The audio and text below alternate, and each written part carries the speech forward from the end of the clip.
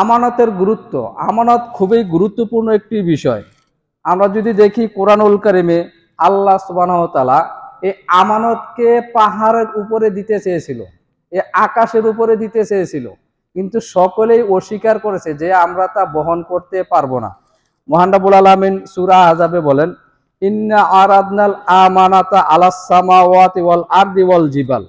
আল্লাহ পাক রব্বুল আলামিন আমানতকে পেশ করেছিলেন পাহাড়ের উপরে, এই আমানতকে পেশ করেছিলেন জমিনের উপরে, কিন্তু সকলেই এই আমানত বহন করতে অস্বীকার করলো, কিন্তু মানুষ সেটা গ্রহণ করেছে। তাহলে আমানতের কত গুরুত্বপূর্ণ একটি বিষয়, যে আমানত আল্লাহ পাক রব্বুল আলামিন পেশ করেছিলেন পাহাড়ের উপরে, জমিনের উপরে, তা আমানত নিতে অস্বীকার করেছে, কিন্তু বহন করেছে কে? মানুষ। কিন্তু বহন করার পরে আমানতকে তো যথাযথভাবে পালন করতে হবে। আল্লাহ সুবহানাহু ওয়া তাআলা আমাদেরকে এই পৃথিবীতে পাঠিয়েছেন কেন? আমরা তো একমাত্র তার ইবাদত বন্দেগী করি, ঠিক না? মহান রব্বুল আলামিন বলেন, ওমা খালাকতুল জিন্না ওয়াল ইনসা ইল্লা লিয়াবুদুন। আমি মানুষ এবং জিনকে কেবলমাত্র আমার ইবাদতের জন্যই সৃষ্টি করেছি। এই পৃথিবীতে প্রত্যেকটি মানুষকে আল্লাহ সুবহানাহু ওয়া তাআলা তাওহীদের উপরে প্রেরণ করেন, তাওহীদের উপরে প্রেরণ করেন। মানুষটা মৃত্যুবরণ করবে, আল্লাহর ইচ্ছা মানুষটা তাওহীদের উপরে যেন মৃত্যুবরণ করে, তাহলে ওই ব্যক্তি মৃত্যুর পরে জান্নাতে যাবে, ঠিক না? কিন্তু আল্লাহ সুবহানাহু ওয়া তাআলা আমাদেরকে তাওহীদের উপরে প্রেরণ করেন। আমরা যদি তাওহীদের উপরে অটল থাকি, তাহলে আমরা আল্লাহর পক্ষ থেকে একটা আমানতকে হেফাজত করলাম। আরেকটি কথা বলতে হয় যে আমরা শুধু আমানত সীমিত অর্থেই বুঝি, যে আমার কাছে কেউ ধন সম্পদ রাখলো, আমি খেয়ানত করে দিলাম, এইটাই বুঝি। শুধু এইটাই আমানত নয়, আপনার জীবন থেকে শুরু করে মৃত্যুর আগ পর্যন্ত যতগুলো ধাপ রয়েছে, প্রত্যেকটি ধাপে আমানত রয়েছে। এক নম্বর হলো যে একজন মানুষকে মৃত্যুর আগ পর্যন্ত তাওহীদের উপর অটল থাকতে হবে। কিসের উপরে? তাওহীদের উপরে। তাহলে সে তাওহীদের উপর আমানত রক্ষা করলো। দুই নাম্বার হলো যে একটা মানুষকে মৃত্যুর আগ পর্যন্ত সুন্নতের উপর অটল থাকতে হবে আর বেদাত থেকে দূরে থাকতে হবে, তাহলে সে রাসূলের ক্ষেত্রে আমানত রক্ষা করলো। বুঝতে পেরেছেন? তিন নাম্বার হলো যে তার জীবনটাকে কোরআন এবং হাদিস দিয়ে সাজাতে হবে। কোরআন হাদিসের উল্টা যেন কাজকর্ম সে না করে, তাহলে সে আমানতকে রক্ষা করলো। আর আমরা সাধারণত যে আমানতটা বুঝি, যে মানুষের কাছে কিছু অর্থ, টাকা পয়সা, ধন সম্পদ দিল গুচ্ছিত হিসেবে রাখার জন্য, সে এটা খেয়ানত করে দিল। শুধু সীমিত অর্থে আমরা আমানত বুঝলাম, শুধু আমানত এতটুকুই নয়। সম্মানিত উপস্থিতি, আমানত ইসলামের খুবই গুরুত্বপূর্ণ একটি বিষয়। আল্লাহ রাসূল সাল্লাল্লাহু আলাইহি সাল্লাম বলেন যে মুনাফিকের তিনটি আলামত। কয়টি? তিনটি আলামত।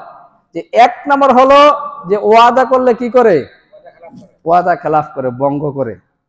দুই নাম্বার হলো যে কথা বললে কি বলে? মিথ্যা কথা বলে। আর তিন নাম্বার হলো যে কোন আমানত রাখলে সেই আমানতটা কি করে? খেয়ানত করে। এটা হলো মুনাফিকের আলামত। তাহলে আমানত খেয়ানত করা কি মুসলমানের কাম? যদি দুর্বল ইমানের লোক হয়, তাহলে ওই ব্যক্তি আমানতকে খেয়ানত করবে কিভাবে? তাওহীদের সাথে শিরকে মিশ্রণ করে। আমানতকে খেয়ানত করবে সুন্নতের সাথে বেয়াদত করে।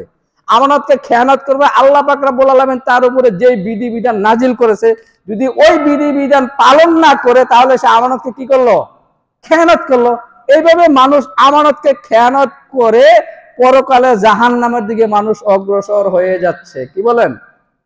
সম্মানিত উপস্থিতি, ছোট্ট আরেকটি হাদিসের উদ্ধৃতি দিয়ে আমার আলোচনা শেষ করে দিব, সময় যেহেতু অল্প। যে আল্লাহ সুবহানাহু ওয়া তাআলা এই পৃথিবীতে প্রত্যেকের দায়িত্ব দিয়ে পাঠিয়েছেন। আল্লাহ রাসূল সাল্লাল্লাহু আলাইহি ওয়াসাল্লাম বলেন, আলা কুল্লুকুম রায়ুন ওয়া মাসউলুন আন রায়াতি। প্রত্যেকের দায়িত্ব সম্পর্কে আল্লাহ পাক রব্বুল আলামিন জিজ্ঞাসা করবেন। দেশের প্রধানমন্ত্রী হয়েছে, তাকে তার দায়িত্ব সম্পর্কে জিজ্ঞাসা করবেন, যদি সে আমানতের উপরে থাকে। একজন গড়ের কর্তা, তাকেও জিজ্ঞাসা করা হবে যে গড় কিভাবে পরিচালনা করেছে। একজন ক্যাম্পের ম্যানেজার, তাকেও জিজ্ঞাসা করা হবে ক্যাম্প কিভাবে পরিচালনা করেছে, যে আমানত যথাযথ পালন করেছে কিনা। এভাবে প্রত্যেকটি ক্ষেত্রে আমানত কি করতে হবে? পালন করে চলতে হবে। তো যে কথা বলবো, যে এই দুনিয়া থেকে যদি আমানতের খেয়ানত করে, পরকালে তার বিধান কি হবে? আল্লাহ রাসূল সাল্লাল্লাহু আলাইহি সাল্লাম বলছেন, আনিল মুফলিস। তোমরা কি জানো মুফলিস কারা? তখন সাধারণভাবে সাহাবায়ে কেরাম বলল যে যার টাকা পয়সা, অর্থ, ধন সম্পদ নেই, তাকে তো আমরা গরিব বলি, মুফলিস বলি। তখন নবী সাল্লাল্লাহু আলাইহি ওয়াসাল্লাম বলেছেন, না সেটা না, মুফলিস হলো ওই ব্যক্তি যে এই পৃথিবীতে মানুষের উপরে জুলুম অত্যাচার করেছে, মানুষের টাকা পয়সা অর্থ ধন সম্পদ লুটতরাজ করেছে, মানুষের উপরে জুলুম অত্যাচার করেছে, কাউকে গালি দিয়েছে, কাউকে গীবত করেছে, এইভাবে দুনিয়াতে সে চলাফেরা করেছে। মৃত্যুর পরে অনেক আমল নিয়ে ওই ব্যক্তি যাবে, যাওয়ার পরে এক ব্যক্তি আসবে আল্লাহর কাছে, এসে বলবে যে হে রব, ওই ব্যক্তি তো আমাকে গালি দিয়েছিল, ওই ব্যক্তি তো আমার ধন সম্পদ আত্মসাৎ করেছিল, ওই ব্যক্তি আমার সাথে এরকম আচরণ করেছিল। তখন মৃত্যুর পর তার কাছে কিছুই থাকবে না, তখন তার নেক আমলগুলা ওই পাওনাদার ব্যক্তিকে দিয়ে দেওয়া হবে। দিতে দিতে দিতে দিতে সব শেষ। তারপরেও লোকজন যাবে আল্লাহর কাছে, গিয়ে বলবো যে আল্লাহ, সে তো আমার সাথে এমন আচরণ করেছে। তখন তাকে ওই ব্যক্তির গুনাহগুলা তার উপরে কি করবে, চাপিয়ে দিবে। এই গুনাহ নিয়ে ওই ব্যক্তি পরকালে কোথায় যাবে, জাহান্নামে চলে যাবে। তাহলে দুনিয়াটা হচ্ছে আমানতের দুনিয়া। আপনি যদি দুনিয়াতে আমানতের উপরে অটল থাকেন, আমানতকে রক্ষা করতে পারেন, তাহলে মৃত্যুর পরে নাজাত পাবেন, মুক্তি পাবেন। আর যদি আমানতের খেয়ানত করেন, তাহলে পরকালে কোথায় যেতে হবে, জান্নাতে যেতে হবে। মহান রাব্বুল আলামিন দোয়া করি আল্লাহ যেন আমাদেরকে আমানতের উপরে অটল থাকার তৌফিক দান করেন, আমাদের জীবনের গুনাহ খাতাগুলো মাফ করে দেন। আসসালামু আলাইকুম ওয়া রাহমাতুল্লাহি ওয়া বারাকাতুহু।